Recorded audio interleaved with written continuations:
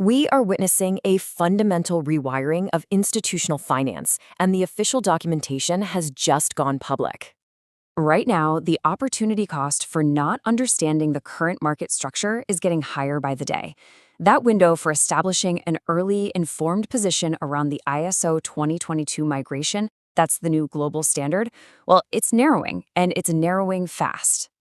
And while a lot of the market is focused on speculative chatter, a really critical data point has just been overlooked. SWIFT has officially released its framework for a massive blockchain infrastructure integration.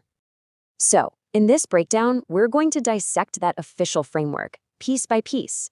The goal is for you to clearly see the emerging market structure and understand exactly how major institutions are allocating their capital. Okay, let's get into our first point, the SWIFT pivot.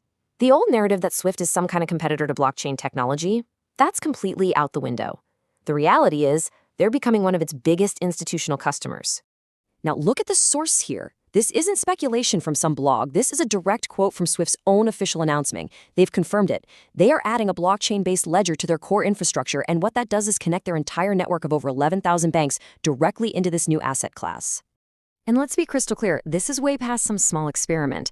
The trials they ran were huge. They were focusing on high-value stuff like tokenized bonds and settling assets across different chains. 30 global banks participated, and it was a success. So this whole integration has moved firmly out of the test phase and into implementation. And the institutional weight behind this is just massive. We're talking about financial heavyweights like BNP Paribas, Citi, and HSBC. But the key technology partner connecting all of this, that was Chainlink. And that signals a very deep, very real bridge being built between the legacy financial world and the new digital asset system. Look, institutional updates like this one create massive shifts in the market structure, and they happen incredibly fast. To make sure you're getting this kind of research the moment it's released, you should subscribe and hit that bell. It's really all about staying ahead of the main price discovery phase. All right, let's move on to point number 2, because this explains why this is all happening. It's the $33 trillion liquidity shift. You have to understand the catalyst that's forcing this pivot. It all comes down to following the institutional money flow. The core data point is this number right here, an estimated $33 trillion in annual stablecoin transaction volume by 2025. That number, it represents an absolutely colossal migration of liquidity onto blockchain rails. Now, to really put that figure into perspective, this chart compares that projected stablecoin volume directly against a legacy giant we all know. At $33 trillion, it is literally double the annual volume processed by Visa. This isn't just a trend, it's a liquidity shift that no institution on the planet, including SWIFT, can afford to ignore. And don't just take my word for it. The IMF, the International Monetary Fund itself, has called this a rewiring of the global system. They've gone on the record acknowledging that these so-called non-bank actors are now a systemic, critical part of the financial landscape. SWIFT's entire strategy is a direct response to this new market reality.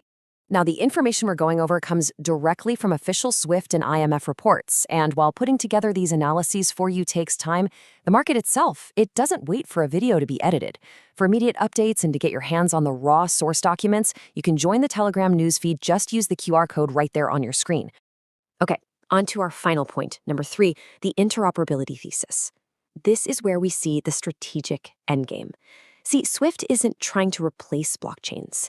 It's positioning itself to be the central orchestrator for all institutional value moving between the old and new systems. So what exactly do we mean by orchestrator? Well, think of it like a universal translation layer. It's a central hub that lets completely separate systems, like the traditional banking system on one side, and all these different blockchains on the other, talk to each other and move value back and forth seamlessly. It connects them. It doesn't replace them. So let's walk through how this actually works. A bank starts a payment just like it always does, through its SWIFT connection. Then, SWIFT uses Chainlink's CCIP as the communication protocol to talk to the various blockchains. And finally, for the actual settlement of the money, it can tap into assets like XRP to get on-demand liquidity. And this is huge. It means banks don't have to pre-fund accounts all over the world. The value can be sourced and settled instantly. Each of these components is a critical piece of the new financial plumbing. And this fundamentally changes the entire investment thesis. The focus completely shifts away from trying to pick one single winner-take-all blockchain. Instead, The real strategic play is to identify the critical pieces of infrastructure, the pipes, the plumbing, that are being plugged directly into the existing institutional framework. This, of course, leads us to the next logical question for any serious investor. How exactly is this essential plumbing being built? What are the specific technical components that make this whole orchestration possible? I break down exactly how Chainlink's CCIP is powering this entire Swift integration in the analysis right here. And understanding that specific piece of the puzzle is absolutely critical. And Swift just announced a third major partner in this framework. Click right here for that breakdown. Stay ahead in the crypto market.